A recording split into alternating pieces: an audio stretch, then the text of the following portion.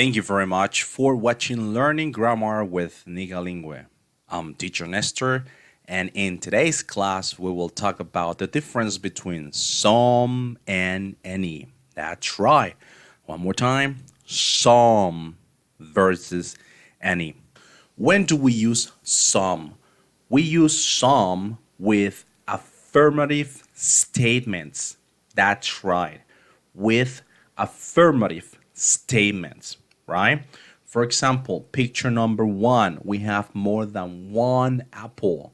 And this is very important. If we have more than one apple, it means that we will use are. We have the example number 1 right there. There are some apples in the fridge. One more time. There are some apples in the fridge. And the sentence number 2 is affirmative. So we will use some. I would like some milk. I would like some milk. What do we have right here? It's some yogurt. Some yogurt.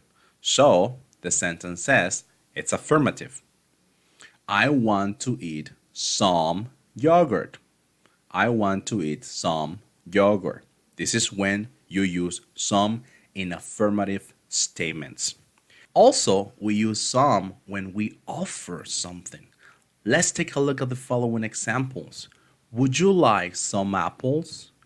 Would you like some apples? Would you like some milk? Would you like some milk? Would you like some yogurt? Would you like some yogurt?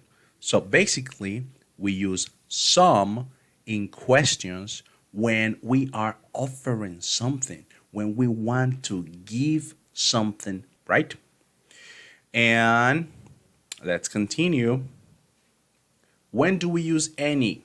Any, we use it in negative statements.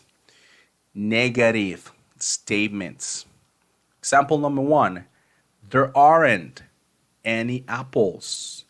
There aren't any apples. It means no apples, right? No apples. There isn't any milk.